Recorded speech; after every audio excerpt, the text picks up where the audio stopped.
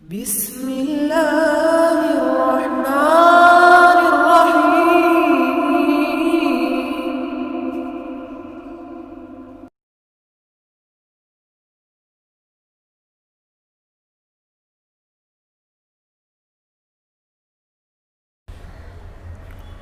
إن الحمد لله نحمده ونستعينه ونستغفره ونعوذ بالله من شرور أنفسنا ومن سيئات أعمالنا من يهده الله فلا مضل له ومن يضلله فلا هادي له وأشهد أن لا إله إلا الله وأشهد أن محمدًا عبده ورسوله يا أيها الذين آمنوا اتقوا الله حق تقاته ولا تموتن إلا وأنتم مسلمون يا أيها الناس اتقوا ربكم الذي خلقكم من نفس واحدة وخلق منها زوجها وبث منهما رجالا كثيرا ونساء واتقوا الله الذي تساءلون به والأرحام إن الله كان عليكم رقيبا يا أيها الذين آمنوا اتقوا الله وقولوا قولا سديدا يصلح لكم أعمالكم ويغفر لكم ذنوبكم ومن يطع الله ورسوله فقد فاز فوزا عظيما أما بعد فإن خير الحديث كتاب الله وخير الهدي هدي محمد صلى الله عليه وسلم وشر الأمور محدثاتها وكل محدثة بدعة وكل بدعة ضلالة وكل ضلالة في النار فأعوذ بالله السميع العليم من الشيطان الرجيم بسم الله الرحمن الرحيم اقرأ باسم ربك الذي خلق خلق الإنسان من علق اقرأ وربك الأكرم الذي علم بالقلم ہر قسم کی حمد و ثنا بڑائی و کبریائی اللہ وحدہ لا شریک کے لیے لائق و زیبا ہے۔ بعدہ بے شمار درود و سلام نازل ہو تمام انبیاء کرام پر، خصوصاً ہمارے آخری نبی جناب محمد الرسول اللہ صلی اللہ علیہ وسلم پر۔ محترم بزرگوں اور دوستوں، نوجوان ساتھیوں، پیارے بچوں، سوموار کے دن بعد مغرب بچوں نے جو بزم سجائی تھی، جو پروگرام منعقد کیا تھا، وہ بحمد اللہ نہایت ہی کامیاب اور شاندار رہا۔ یہ اور بات تھی کہ سامعین کی تعداد اطمینان بخش اور امید کے مطابق نہیں تھی۔ اسی مناسبت سے آج کے اس خطبہ جمعہ میں علم کے تعلق سے کچھ اہم باتیں آپ حضرات کے گوشے گزار کرنا چاہ رہا ہوں۔ انسانی زندگی میں تعلیم کی ضرورت اور اہمیت ایک مسلم حقیقت ہے۔ اس کی تکمیل کے لیے ہر دور میں اہتمام کیا جاتا رہا ہے، مگر اسلام نے تعلیم کی اہمیت پر جو خاص زور دیا ہے اور تعلیم کو جو فضیلت دی ہے، وہ دنیا کے کسی اور مذہب نے، دنیا کے کسی اور نظام نے وہ اہمیت نہیں دی ہے۔ اسلام سے قبل جہاں دنیا میں بہت سی اجارہ داریاں قائم تھیں، وہاں ایک بہت بڑی افسوسناک اجارہ داری تعلیم کے اوپر بھی قائم تھی، مگر اسلام کی آمد سے وہ اجارہ داری ختم ہو گئی۔ دنیا کے تمام انسانوں، چاہے وہ کالے ہوں، چاہے وہ گورے ہوں، چاہے وہ مرد ہوں، چاہے وہ عورت ہوں، بچے ہوں، جوان ہوں، بوڑھے ہوں، کوئی بھی ہوں، سب کو مذہب اسلام نے کتاب و حکمت کی تعلیم دینے کی ہدایت دی ہے، اور صرف ہدایت ہی نہیں دی بلکہ تعلیم کا حصول ضروری قرار دیا ہے۔ اور یہی وجہ ہے کہ رسول اللہ صلی اللہ علیہ وسلم پر اترنے والی پہلی وحی کی پہلی آیت کا پہلا لفظ ہی پڑھنے کو کہہ رہا ہے، اقرا بسم ربک الذی خلق، کہ پڑھو، اور وہ قوم نہ پڑھے اور دنیا کے تمام قوموں سے تعلیم کے میدان میں سب سے پیچھے ہو، پھر بتائیے اس قوم کا انجام کیا ہونے والا ہے۔ یہ آیت کریمہ بتا رہی ہے کہ تعلیم کتنی اہم چیز ہے اور اس کا حصول کتنا ضروری ہے، چاہے وہ مرد ہو، عورت ہو، بچے ہوں، جوان ہوں، بوڑھے ہوں، کوئی بھی ہوں، ہر ایک کو تعلیم کا حصول ضروری ہے، تعلیم حاصل کرنا ضروری ہے۔ اس سے تعلیم کی اہمیت کا اندازہ ہوتا ہے، اور یہی وجہ ہے کہ دنیا میں کوئی بھی قوم بغیر تعلیم کے ترقی نہیں کر سکتی، اور نہ ہی آخرت میں وہ فوز و فلاح سے ہمکنار ہو سکتی ہے۔ آپ یہ بات اچھی طرح جانتے ہیں کہ کسی بھی عمل کے قابل قبول ہونے کے لیے ایمان ضروری ہے۔ کوئی بھی عمل اللہ رب العالمین کی بارگاہ میں معتبر ہونے کے لیے ایمان ضروری ہے۔ اور آپ کو یہ سن کر کے حیرت ہوگی کہ اس ایمان کا رہنما علم ہے۔ علم یہ ایمان کا رہنما ہے۔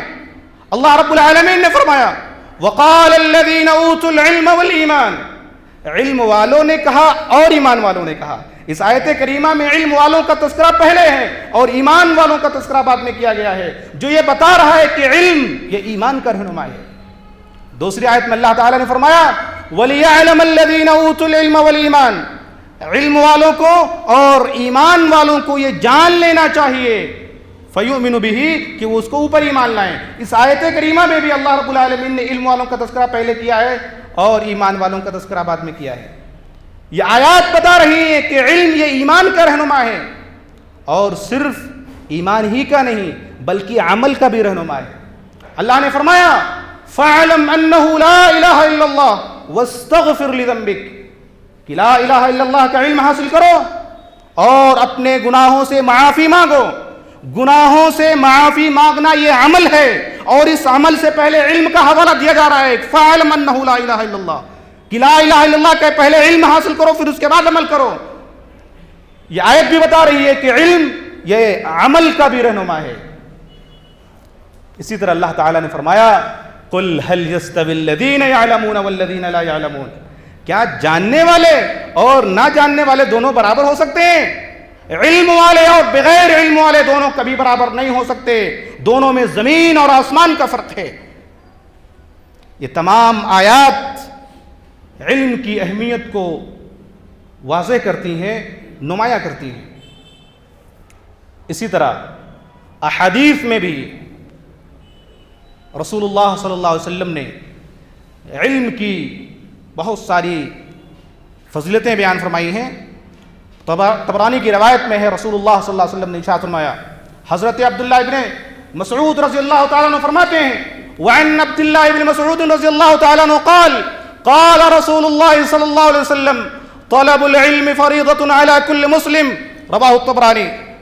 حضرت عبداللہ ابن مسعود رضی اللہ تعالیٰ عنہ فرماتے ہیں کہ رسول اللہ صلی اللہ علیہ وسلم نے ارشاد فرمایا کہ علم کا حاصل کرنا ہر مسلمان پر فرض ہے، چاہے وہ مسلمان مرد ہو چاہے مسلمان عورت ہو، ہر ایک کے اوپر علم کا حصول ضروری ہے، اس کے اوپر فرض ہے۔ حضرت امام بخاری رحمہ اللہ بخاری شریف کتاب العلم کے اندر دو بڑے ہی عجیب و غریب قسم کے باب باندھے ہیں۔ پہلا باب اس طریقے کا ہے باب العلم قبل القول والعمل، یہ باب ہے علم کا قول سے پہلے اور عمل سے پہلے۔ فقیہ الامت رئیس الفقہاء حضرت امام بخاری رحمہ اللہ یہ باب باندھ کر کے اور اس کے تحت احادیث لا کر کے یہ بتانا چاہ رہے ہیں، امت کو یہ پیغام دینا چاہ رہے ہیں کہ باب القول والعمل، کہ اے امت کے لوگوں، یہ باب ہے علم کا، قول سے پہلے اور عمل سے پہلے۔ تم کوئی بھی بات بولنے سے پہلے، دین کے بارے میں کوئی بھی گفتگو کرنے سے پہلے دین کی اس بات کا علم ضروری ہے، اور دین کی اس بات پر عمل کرنے سے پہلے دین کی اس بات کا علم ضروری ہے۔ یہ باب ہے علم کا، بولنے سے پہلے اور عمل کرنے سے پہلے۔ آدمی دین کے بارے میں کوئی گفتگو اس وقت تک نہ کرے جب تک کہ دین کے اس بات کے بارے میں اسے علم نہ ہو جائے، اور دین کی اس بات پر عمل نہ کرے جب تک کہ دین کی اس بات کا اسے علم نہ ہو جائے۔ یہ باب ہے علم کا، بولنے سے پہلے اور عمل کرنے سے پہلے۔ یہ باب خود علم کی اہمیت کو واضح کرتا ہے۔ دوسرا باب بہت ہی عجیب و غریب قسم کا ہے، باب تعلیم الرجل امتہ و اہلہ۔ یہ باب ہے تعلیم کا، کہ آدمی تعلیم دے اپنی لونڈی کو، اپنی نوکرانی کو، اور اپنے اہل و عیال، اپنے بیوی بچوں کو۔ باب بظاہر یوں ہونا چاہیے تھا، باب تعلیم الرجل اہلہ و امتہ۔ ترتیب اس طرح ہونی چاہیے تھی کہ یہ باب ہے تعلیم کا، کہ آدمی تعلیم دے اپنے اہل و عیال کو، اپنے بیوی بچوں کو، اور اپنی لونڈی اور نوکرانی کو۔ مگر باب اس کے الٹا ہے، پہلے لونڈی اور نوکرانی کا تذکرہ کیا گیا ہے، بعد میں اہل و عیال اور بیوی بچوں کا تذکرہ کیا گیا ہے۔ بتانا یہ چاہ رہے ہیں کہ تعلیم ہر آدمی اپنے بیوی بچوں کو تو دیتا ہی ہے، اہل کے اندر سارے لوگ آ گئے، لیکن اگر تمہارے پاس کوئی نوکرانی ہو، کوئی لونڈی ہو، تو تم اسے بھی زیور تعلیم سے آراستہ و پیراستہ کرو۔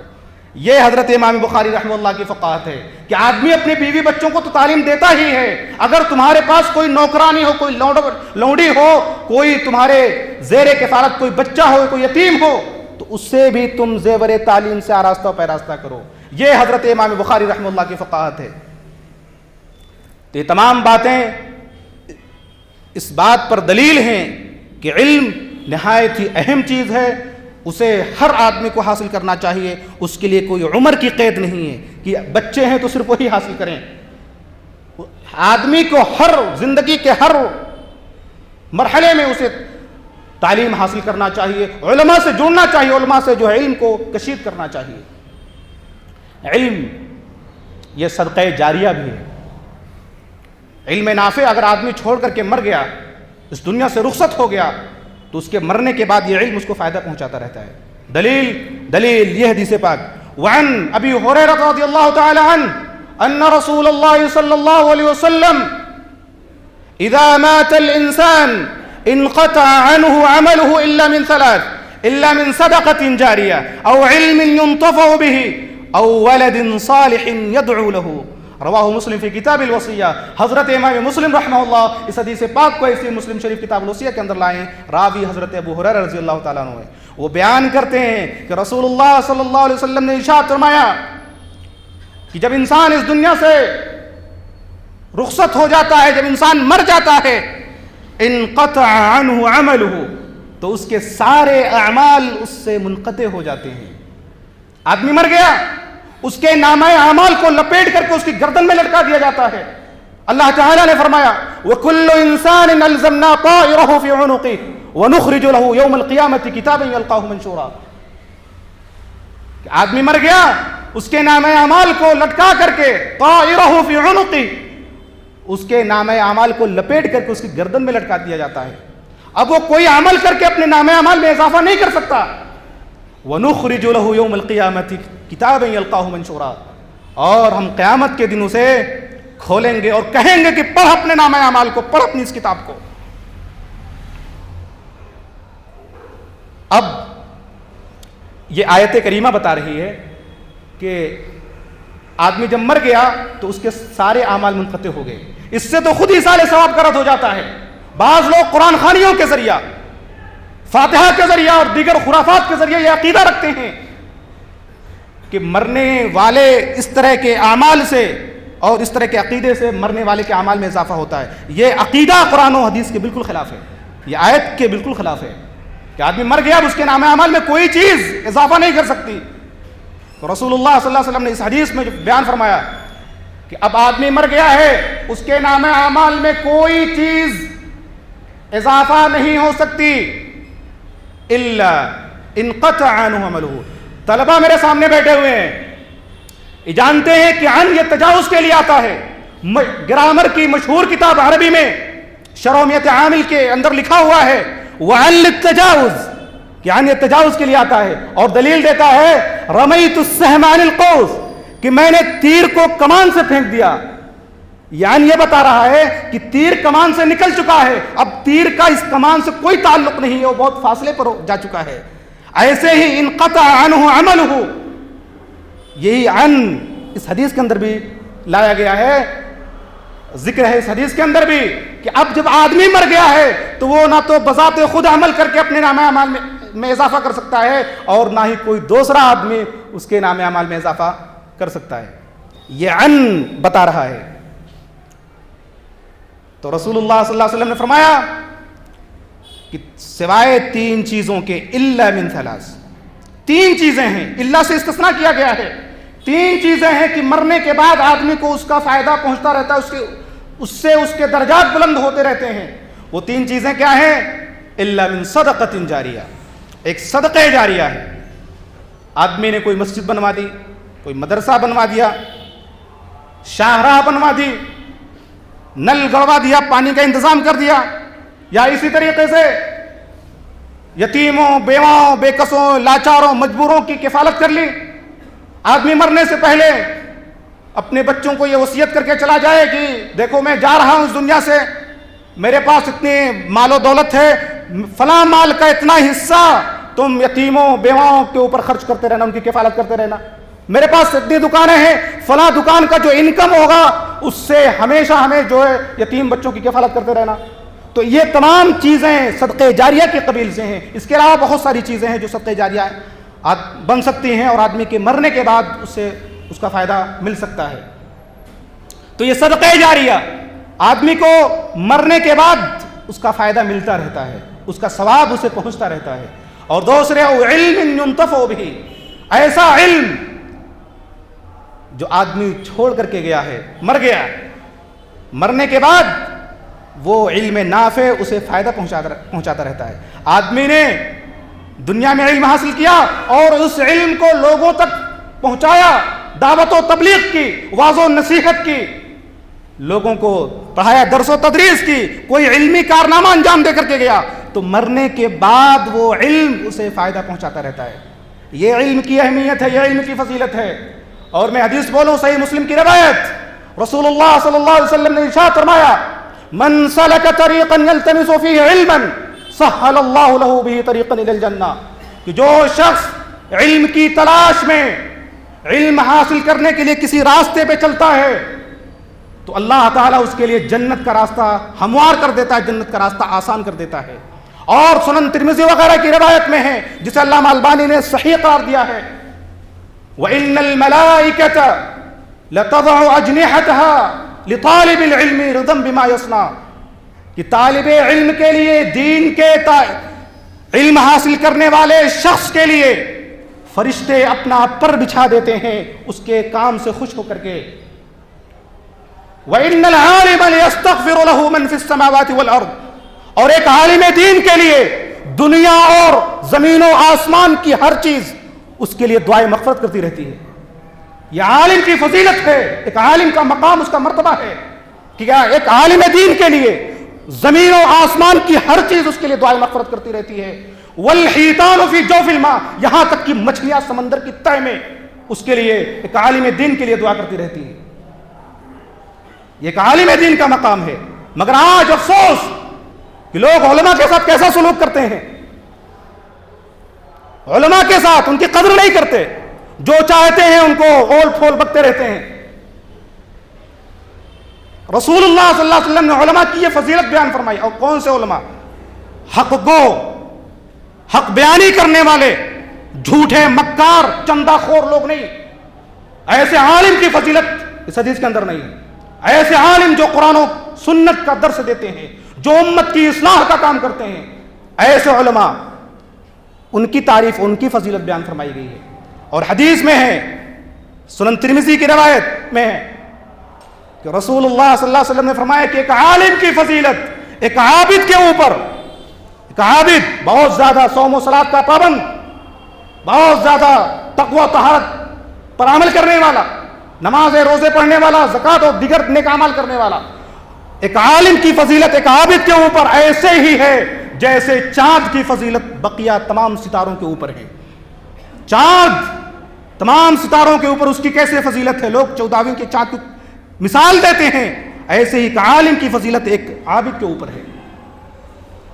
افسوس، ایک عالم صاحب سے میری ملاقات ہوئی، میں نام نہیں بتاؤں گا، اسی بنگلور شہر کے ہیں، وہ ایک ادارے میں پڑھاتے ہیں، 26 سال سے پڑھا رہے ہیں۔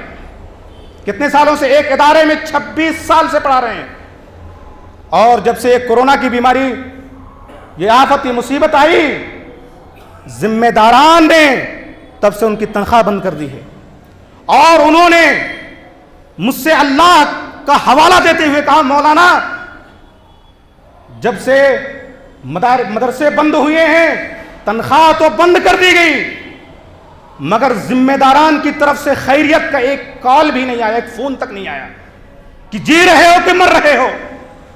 یہ علماء جو کتاب و سنت کا درس دیتے ہیں، یہ علماء جو لوگوں کو تاریکی سے نکال کر کے روشنی کی طرف لے کے آتے ہیں، یہ ذمہ داران مدارس ان کے ساتھ یہ حشر کرتے ہیں، کل قیامت کے دن یہ اللہ کی گرفت سے بچنے والے نہیں ہیں۔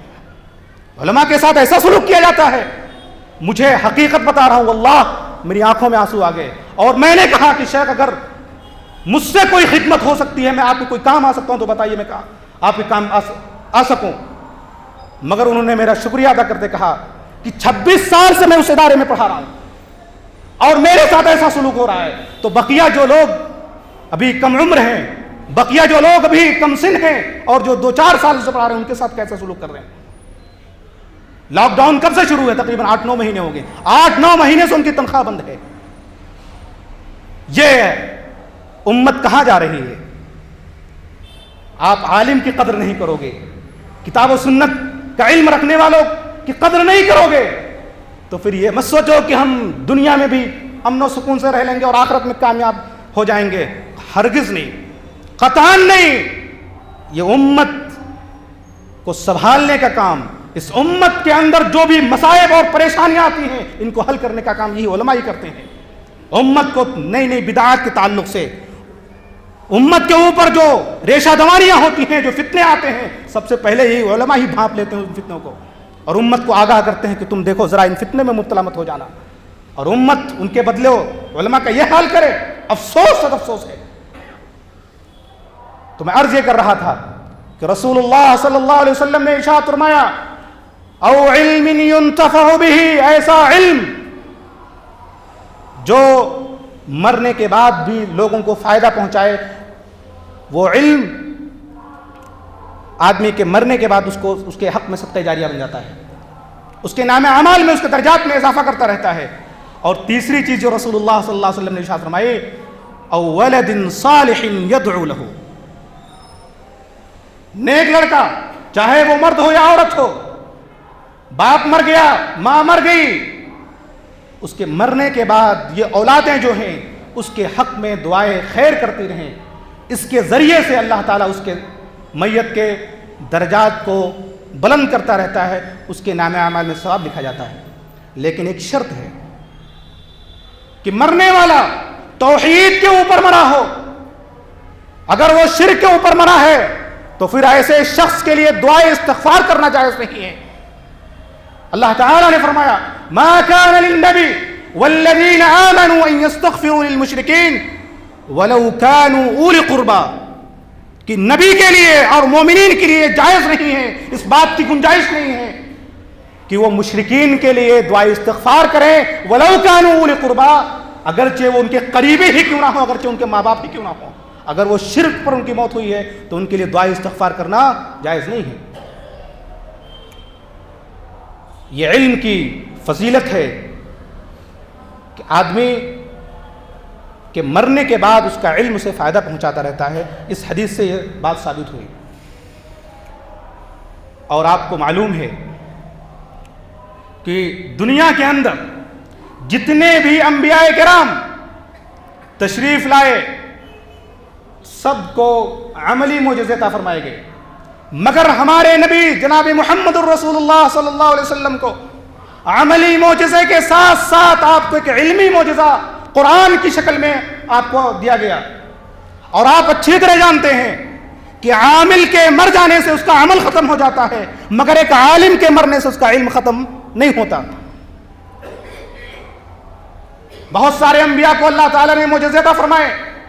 حضرت عیسیٰ علیہ السلام کو اللہ نے معجزے عطا فرمائے، وہ اپنے ہاتھ کو بغل میں ڈالتے اور نکالتے تو ہاتھ چمکنے لگتا، جسے ید بیضا کہتے ہیں۔ حضرت موسیٰ علیہ السلام کو اللہ تعالیٰ نے معجزہ عطا فرمایا کہ وہ ان کو سونٹا دیا گیا تھا، عصا، وہ پتھر پر مارتے تو پتھر سے 12 چشمے ابل پڑتے، دریا پر مارتے تو دریا جو ہے راستے دے دیا کرتا تھا، اور اسی سونٹے کو جادوگروں کے سامنے پھینک دیتے تو اژدہا بن جاتا تھا۔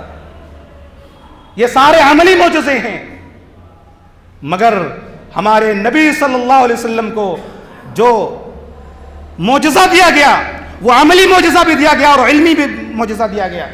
آپ صلی اللہ علیہ وسلم نے چاند کی طرف اشارہ کیا، چاند 2 ٹکڑے ہو گیا، یہ آپ صلی اللہ علیہ وسلم کا عملی معجزہ تھا۔ اور آپ کا جو سب سے بڑا معجزہ تھا وہ علمی معجزہ تھا، قرآن و حدیث کی شکل میں، جو آج بھی دنیا والوں کو یہ چیلنج کر رہا ہے کہ اگر تمہارے اندر اتنی صلاحیت ہے تو آج بھی اس جیسی ایک کتاب بنا کر کے لاؤ، اور تم ایک کتاب تو بہت دور کی بات ہے، تم ایک کتاب نہیں لا سکتے، اس جیسی 10 صورتیں ہی لے کر کے آ جاؤ، قل فأتوا بعشر سور مثلہ، 10 صورتیں ہی لے کر کے آ جاؤ، اور 10 صورتیں تو بہت دور کی بات ہیں، قل فأتوا بسورۃ من مثلہ، ایک سورت ہی لے کر کے آ جاؤ، اور تم ایک سورت بھی نہیں لا سکتے، فأتوا بحدیث من مثلہ، تو ایک سنٹنس ہی، ایک جملہ ہی قرآن جیسا لے کر کے آ جاؤ۔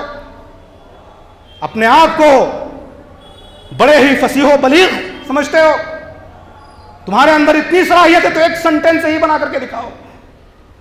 اس زمانے میں عرب کے فصحاء و بلغا نے بڑی کوششیں کی، بڑی محنتیں کی، کسی نے کچھ بنایا، کسی نے کچھ بنایا، کسی نے کہا الفیل ما الفیل وما ادراک ما الفیل خرطومہ طویل، اس طرح کر کے انہوں نے آیتیں بنائی، چند جملے بنائے، مگر جب وہ قرآن کے سامنے اپنے ان گڑھے ہوئے جملوں کو رکھتے تو مارے شرمندگی اور ندامت کے خود ہی اسے پھاڑ کر کے پھینک دیتے۔ قرآن کا یہ چیلنج آج بھی اور رہتی دنیا تک کے لیے برقرار ہے، قل فأتوا بحدیث مثلہ، کہ اس جیسا ایک سنٹنس، ایک جملہ ہی بنا کر کے دکھاؤ، مگر سب کو سانپ سونکھ گیا، آج تک کسی نے ہمت نہیں کی اور نہ کوئی قرآن جیسے ایک لفظ بنا سکا ہے۔ یہ قرآن کا علمی معجزہ ہے، رسول اللہ صلی اللہ علیہ وسلم کا علمی معجزہ ہے، یہ علم کی اہمیت کو واضح کرتا ہے۔ اسی طرح سے علم کی فضیلت کو اس طرح بھی سمجھا جا سکتا ہے کہ یہ بدنی انسانی یہ 3 اعضاء سے مرکب ہے، اعضائے علم، اعضائے عمل اور اعضائے مال۔ اعضائے علم اللہ تعالیٰ نے سر کو مشاعر ادراک کا مخزن قرار دیا ہے، اسی سر کے اندر آنکھیں ہیں، کان ہیں، ناک ہیں، آنکھوں سے ہم دیکھ کر کے علم حاصل کرتے ہیں، کانوں سے سن کر کے علم حاصل کرتے ہیں، ناک سے سونگھ کر کے علم حاصل، خوشبو اور بدبو کا پتہ معلوم کرتے ہیں۔ یہ تمام چیزیں علم کے ذرائع اور علم کے آلات ہیں، ان کے ذریعہ ہم علم حاصل کرتے ہیں۔ اور اللہ تعالیٰ نے علم کے جو آلات ہیں، جو ذرائع ہیں، ان کو بدن کے سب سے اوپر رکھا ہے، سر کو بدن کے سب سے اوپر رکھا ہے۔ یہ اس بات کی دلیل ہے کہ علم سب سے اوپر ہے، علم بہتر ہے مال سے، علم بہتر ہے عمل سے۔ اللہ تعالیٰ نے اس وجہ سے سر کا مقام سب سے اوپر رکھا ہے۔ اس کے بعد 2 نمبر پر اعضائے عمل ہے، اور اعضائے عمل میں سب سر فہرست ہاتھ کا ذکر ملتا ہے۔ اللہ تعالیٰ نے جہاں بھی لوگوں کے اعمال کا تذکرہ کیا ہے وہاں ہاتھ کا ضرور ذکر فرمایا ہے۔ وَمَا أَصَابَكُم مِّن مُّصِيبَةٍ فَبِمَا كَسَبَتْ أَيْدِيهِمْ، تمہیں جو بھی پریشانیاں مصیبتیں لاحق ہوتی ہیں وہ تمہارے اعمال کا نتیجہ ہوتی ہیں. یہاں ید کا ذکر ایدی کا ذکر ہے جو ید کی جمع ہے, ہاتھ کا حوالہ دے کر کے کہا. تو یہ اعضائے عمل, یہ اعضائے علم سے نیچے. اور تیسری چیز اعضائے مال. اعضائے مال جانتے ہیں کہاں کون سا ہے؟ یہ پاپی پیٹ. اس پیٹ کے اندر میدا ہوتا ہے, اسی کے اندر جا کر کے مال رکتا ہے, ذخیرہ ہوتا ہے اسی کے اندر, میدے کے اندر. اشارہ اس بات کی طرف ہے کہ جس طرح پیٹ کے اندر غلاظت چھپی ہوتی ہے, ایسے ہی قوم اور سماج کے اندر سرمایہ دار لوگ, مالدار لوگ چھپے ہوتے ہیں, وہ دکھائی نہیں دیتے. اور بتانا یہ ہے کہ جس طرح غلاظت کو اگر خارج نہ کیا جائے تو آدمی خود تباہ ہو جائے گا, ایسے ہی قوم کے سرمایہ دار لوگ, مالدار لوگ اگر اپنے مال کو اللہ کی راہ میں خرچ نہ کریں تو ان کا مال تباہ ہو جائے گا. جی یہ اشارہ اس بات کی طرف ہے. تو اعضائے مال یہ تیسرے نمبر پر ہے. مجھے ثابت یہ کرنا تھا کہ یہ جو تینوں اعضاء ہیں, اعضائے علم, اعضائے عمل, اعضائے مال, ان میں سر فہرست اعضائے علم ہے جسے اللہ تعالیٰ نے بدن کے سب سے اوپر رکھا ہے. اسی طرح سے آج امت کے نوجوانوں کو, امت کے بچوں کو, ان کے گارجین, ان کے ذمہ داروں کی سوچ کو سوچ کر کے بہت افسوس ہوتا ہے کہ جس قوم کی, جس اسلام نے اپنی امت کو, اپنے ماننے والوں کو یہ تعلیم دی ہو, اور جس نبی پر اترنے والی پہلی وحی کی پہلی آیت کا پہلا لفظ ہی بتا رہا ہو کہ پڑھو, اور وہ قوم نہ پڑھے اور دنیا کے تمام قوموں میں سب سے پیچھے ہو, اس پر جتنا افسوس کیا جائے کم ہے. یہ بہت بڑا المیہ ہے. مگر ہمارے والدین, آج ہمارے ذمہ داران علم کے تعلق سے کوشش اور محنت نہیں کرتے. وہ ساری, ان کی ساری کوششیں اور ساری محنتیں مال کے اوپر لگی رہتی ہیں. بس مال کہیں سے آئے, مال ملنا چاہیے. اللہ تعالیٰ نے فرمایا تمہیں سرداری چاہیے, تمہیں حکومت چاہیے, تمہیں تخت و تاج چاہیے تو علم حاصل کرو. تمہیں کوئی بڑا پوسٹ چاہیے تو علم حاصل کرو. تم دنیا میں بھی تمہیں تخت و تاج ملے گا اور آخرت میں بھی تم کا کامیاب اور سرخرو ہو جاؤ گے انشاءاللہ. حضرت یوسف علیہ السلام کو کون نہیں جانتا؟ ایک غیر مسلم حکومت کے اندر ہیں, قید ہیں, جیل کی سلاخوں کے پیچھے ہیں. اللہ تعالیٰ نے انہیں علم عطا فرمایا تھا. جب مصر کے اندر قحط پڑا, قحط سالی آئی, تو انہوں نے اپنے آپ کو فوڈ منسٹر کے عہدے کے لیے پیش کیا. فرمایا قال اجعلنی علی خزائن الارض انی حفیظ علیم, مجھے زمین کے خزانوں پر مامور کر دیجئے. اور اپنی دو چیزوں کا حوالہ دیا, دو صفتوں کا حوالہ دیا. انی حفیظ علیم, میں حفاظت بھی جانتا ہوں اور میرے پاس علم بھی ہے.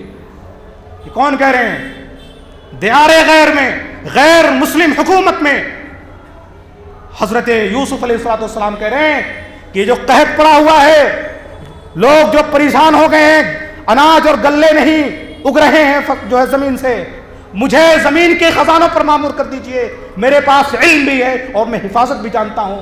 مجھے معلوم ہے کہ سسٹم کو کیسے چلانا ہوتا ہے.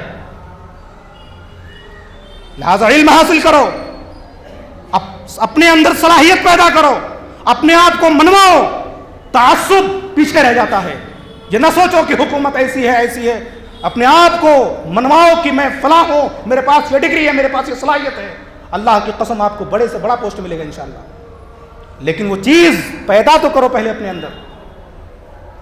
ہدہد نے حضرت سلیمان علیہ السلام کو آ کر کے خبر دی کہ میں شہر سبا سے آ رہا ہوں, وہاں میں نے دیکھا انی وجدت امرأۃ تملکہم, میں نے ایک عورت کو دیکھا کہ وہ بہت بڑے تخت و تاج پر جلوہ افروز ہوتی ہے.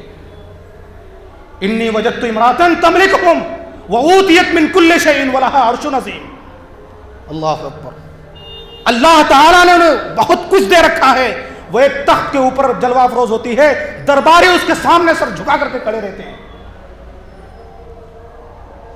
تو حضرت سلیمان علیہ السلام نے کہا قال سننظر اصدقت ام كنت من الكاذبین، ہم تحقیق کریں گے، ہم دیکھیں گے کہ تو سچ کہہ رہا ہے کہ جھوٹ بول رہا ہے۔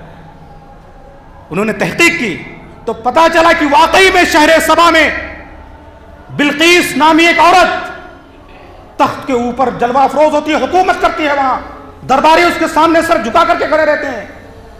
حضرت سلیمان علیہ السلام نے کہا کہ کون ہے جو اس ملکہ کے تخت کو ہمارے سامنے لا کر کے پیش کرے؟ قال عفریت من الجن، جنوں میں جو سب سے بڑا، جس کے پاس سب سے زیادہ پاور ہوتا ہے، عفریت، اس نے کہا کہ میں اس دربار کے برخاست ہونے سے پہلے اس کے تخت کو، جو ہزاروں میل کے فاصلے پر ہے، میں اس دربار کے برخاست ہونے سے پہلے میں لے کر کے آ جاؤں گا۔ ایک دوسرے آدمی کھڑا ہوا، وقال الذي عنده علم من الكتاب، ایک ایسا آدمی جس کے پاس کتاب کا علم تھا۔ وہ کون سا علم تھا اس کی تفصیل نہیں ہے، قرآن میں صرف اتنا ہی ہے، وقال الذي عنده علم من الكتاب، کہ ایک ایسا شخص کھڑا ہوا جس کے پاس کتاب کا علم تھا۔ وہ کہا کہ میں پلک جھپکتے ہی ہزاروں میل کے فاصلے سے اس کے تخت و تاج کو لے کر کے آ جاؤں گا۔ اور لے کر کے آیا۔ علم کا پاور دیکھ رہے ہیں، علم کی طاقت دیکھ رہے ہیں کہ پلک جھپکتے ہی ہزاروں میل کے فاصلے سے وہ تخت و تاج وہ آدمی لے کر کے آ گیا۔ یہ تمام چیزیں خرق عادت اور معجزات کی قبیل سے ہیں۔ آج ہم سے معجزات کا ظہور نہیں ہو سکتا، مگر ہم معجزات کے قریب تک پہنچ سکتے ہیں۔ جیسے آج دنیا نے ترقی کر لی ہے، ہم یہاں سے ہزاروں میل دور جو ہے فون پہ بات کر لیتے ہیں، ان کی ویڈیو دیکھ لیتے ہیں، کوئی چیز جو ہے ان کی تصویر دیکھ لیتے ہیں، تو وہ مادی چیز وہاں سے پلک جھپکتے ہی منگائی نہیں جا سکتی، مگر پلک جھپکتے ہی ہم ہزاروں میل دور جو ہے آدمی سے بات کر سکتے ہیں، آدمی کو ویڈیو کال کے ذریعہ دیکھ سکتے ہیں، تو اس کی قریب تک پہنچا جا سکتا ہے۔ تو یہ علم کی فضیلت ہے، علم کی اہمیت ہے۔ اور اگر علم سے بڑی کوئی چیز، علم سے زیادہ اہمیت کی کوئی چیز اگر اس دنیا میں ہوتی تو اللہ تعالیٰ اپنے نبی کو اس چیز کے بارے میں دعا کرنے کے لیے کہتا، مگر اللہ تعالیٰ نے اپنے نبی کو جو دعا سکھلائی وہ اسی علم کے تعلق سے تھی۔ وَقُلْ رَبِّ زِدْنِي عِلْمًا، کہ اے نبی محمد صلی اللہ علیہ وسلم آپ دعا کیجئے کہ اے اللہ تو میرے علم میں زیادتی عطا فرما۔ گویا یہ علم یہ مسلسل عمل ہے، آدمی کو عمر کے ہر مرحلے میں، ہر حصے میں علم کے تعلق سے محنت کرنی چاہیے، کوشش کرنی چاہیے اور علم کو حاصل کرنا چاہیے۔ اللہ رب العالمین سے میری دعا ہے کہ اللہ تعالی ہمیں علم کی اہمیت کو سمجھنے کی توفیق عطا فرمائے، اپنے بچوں کو علم کے زیور سے آراستہ و پیراستہ کرنے کی توفیق عطا فرمائے۔ ایسے ہی ہم تمام لوگوں کو جب تک زندہ رکھ، اسلام پر زندہ رکھ، اور جب ہمارا خاتمہ ہو تو ایمان پر ہو۔ اقول قولی ھذا استغفر اللہ لی ولکم ولسائر المسلمین واستغفروہ انہ ھو الغفور الرحیم۔